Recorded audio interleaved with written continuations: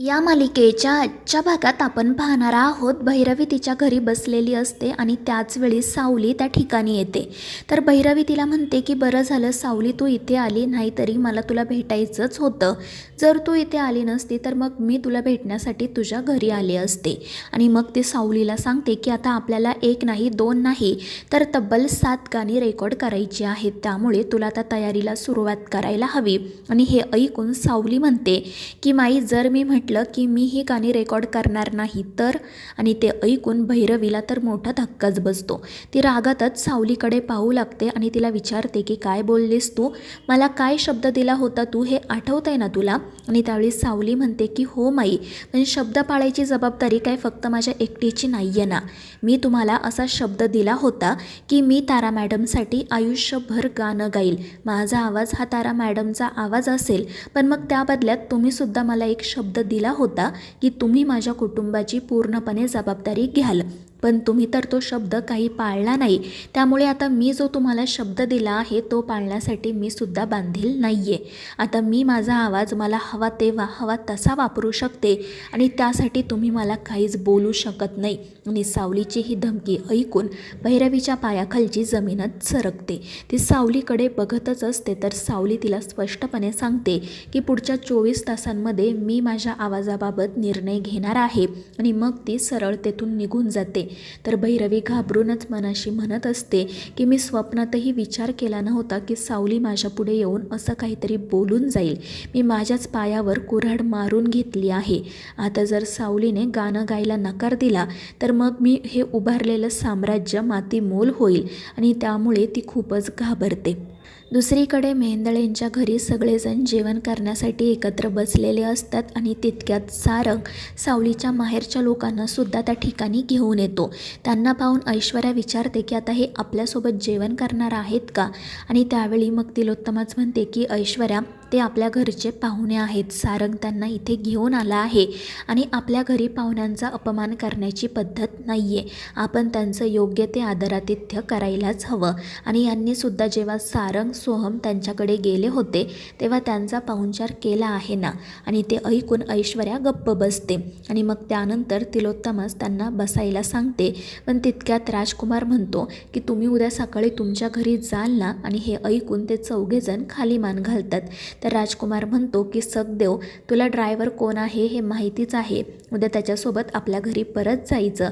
आणि तो तेथून जाण्यासाठी निघतो. तिलोत्तमा त्याला थांबवत विचारते की आता तू कुठे चाललाय. तर तो राजकुमार नाटक करत म्हणतो की मी माझ्या क्लायंटसोबत डिनर केला आहे आणि तसंही आता इथे खूप गर्दी झाली आहे, मला इथे बसता येणार नाही. आणि तो सरळ तेथून निघून जातो. त्याच्यासोबतच ती ऐश्वर्या आणि अस्मीसुद्धा तेथून निघून जातात. आणि मग इतर सगळेजण जेवण करण्यासाठी बसतात. त्यानंतर जेव्हा सावली किचनमध्ये काम करत असते तेव्हा ती खिडकीतून बाहेर पाहते. तर ऐश्वर्या एका माणसाला भेटत असते. त्या माणसाने पैशांची बॅग आणलेली असते आणि तो त्या ऐश्वर्याला तीच बॅग देत असतो. ऐश्वर्या त्याला सांगत असते की तुला तुझं कमिशन मिळालं ना, आता तोंड बंद ठेवायचं. आणि त्यावर तोही हसतच हो म्हणतो. तर हे सगळं काही सावली ऐकत असते, पाहत असते आणि काहीतरी खूप मोठी गडबड आहे हे तिच्या लक्षात येतं. त्यानंतर ऐश्वर्या किचनमध्ये जाते. ती अमृतासाठी दूध बनवत असते आणि त्यामध्ये ती पावडरही मिसळते जेणेकरून अमृता प्रेग्नंट राहू नये. तितक्यात सावली त्या ठिकाणी येते आणि तिला विचारते की तुम्हाला काही मदत हवी आहे का. पण ऐश्वर्या तिच्यावरच ओरडत्याने म्हणते की माझ्या कामात लुडबुड करायची नाही, बाजूला राहायचं. त्यावेळी मग सारंग त्या ठिकाणी येतो. तो सावलीला म्हणू लागतो की सावली चल पटकन तुझं सामान घे आणि माझ्यासोबत चल. आणि त्यावेळी ऐश्वर्या म्हणते की सारंग काय चाललंय तुझं. तर सारंग म्हणतो की तू तुझं काम कर, माझ्या कामात लुडबुड करू नको. आणि हे ऐकून ऐश्वर्या चिडते. पण मग ती दरवाजाच्या पाठीमागे जाऊन उभी राहत त्यांचं बोलणं ऐकू लागते. पण तितक्यात बबलू त्या ठिकाणी येतो आणि विचारतो की वहिनी काय झालं, तुम्हाला नीट ऐकू येत नाही की काय. पण तसंही खरं आहे म्हणा, तुमचं वय झालं आहे ना. आणि हे ऐकून ऐश्वर्या रागातच तेथून निघून जाते. तर सारंग इकडे सावलीला सांगत असतो की तुझ्या घरचे आले आहेत ना, मग तुला इथे असं किचनमध्ये राहता येणार नाही, आपण आपल्या खोलीत जाऊयात आणि जसं तुझ्या घरी एकत्र राहत होतो ना तसंच आता इथेही राहूयात. पण ते ऐकून सावली घाबरते.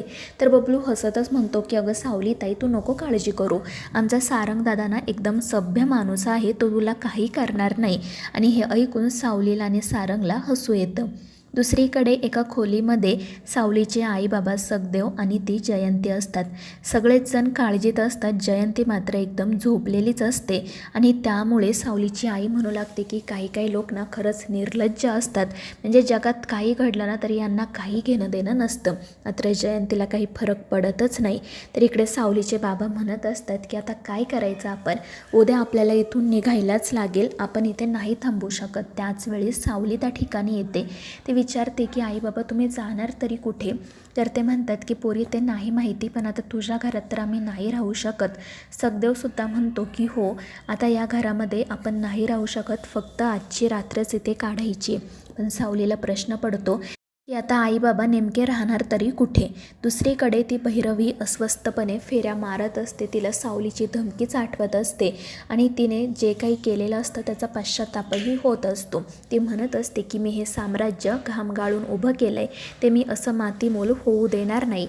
या सगळ्यातून काहीतरी मार्ग काढायलाच हवा. दुसरीकडे ती अस्मी ऐश्वर्याकडे येते आणि तिला म्हणू लागते की मला माहिती आहे तो सारंग सावलीला त्याच्या खोलीत घेऊन गेला आहे. पण ऐश्वर्या म्हणत असते की मला याबद्दल काही माहिती नाही आहे.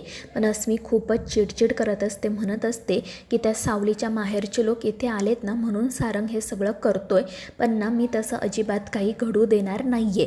आणि त्यावेळी ऐश्वर्या म्हणते की तू उगाच काहीतरी बोलू नको. तर अस्मी तिच्यावरच ओरडत म्हणते की तुम्ही ना फक्त त्या अमृता वहिनींच्या दुधात पावडर मिसळत बसा, त्यांना बाळ होऊ नये म्हणून. इकडे सावली आणि सारंग कधी गुड न्यूज देतील हे तुम्हाला कळणारही नाही आणि ते ऐकून ऐश्वर्याही घाबरते. दुसरीकडे सावली सारंगच्या खोलीत जाते. तर सारंग तिला म्हणतो की तू बेडवर निवांत बस, मी ते खुर्चीवर बसून पुस्तक वाचतो. आणि त्यावर सावलीही हो म्हणते. पण तितक्यात अस्मी ऐश्वर्याला घेऊन त्या ठिकाणी येते. तिला सांगत असते की बघा वहिनी, ती सावली ना इथेच असणार. पण ऐश्वर्या तिच्याकडे लक्ष देत नाही आणि सरळ तेथून निघून जाते.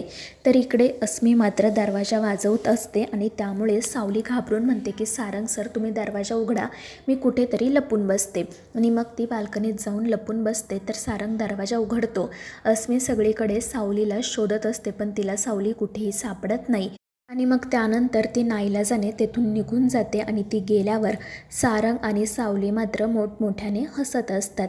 त्यानंतर मग हसता हसता ते दोघेजण एकत्रच बेडवर बसतात. सारंग सावलीचा हात हातात घेतो, पण त्यामुळे सावली घाबरते आणि मग सारंगही पटकन बाजूला होतो. दुसरीकडे ऐश्वर्या ती पैशांची बॅग घेऊन किचनमध्ये येते, पण तितक्यात अस्मी त्या ठिकाणी येते. त्यामुळे ऐश्वर्या घाबरते. अस्मी रडतच म्हणत असते की मला माहिती आहे सावली सारंग एकत्रच आहेत. पण ऐश्वर्या तिचं काही ऐकून न घेता तिला तेथून हाकलून लावते आणि मग त्या बॅगमध्ये जे काही पैसे असतात ते सर्व पैसे ऐश्वर्या सावलीच्या सामानामध्ये लपवून ठेवते आणि हसतच म्हणते की सावली आता बघ, हा तमाशा बघायला किती मजा येते. तर दुसरीकडे सारंग आणि सावली कुठे झोपायचं हे ठरवत असतात. तर ती अस्मी बाहेरूनच सगळं काही ऐकत असते आणि हे त्या दोघांच्याही लक्षात येतं. त्यामुळे आता काय करायचं असा त्यांना प्रश्न पडतो. तर मित्रांनो, या मालिकेच्या पुढील भागांमध्ये आपण पाहणार आहोत सावली आणि सारंग मुद्दाम रूममध्ये मोठ्या आवाजात गाणी लावतात आणि त्या गाण्यांचा आवाज ऐकून इकडे अस्मी मात्र घाबरून जाते. तर मित्रांनो, या मालिकेच्या पुढील भागांच्या अपडेट्ससाठी आपल्या चॅनेलला सबस्क्राईब करा.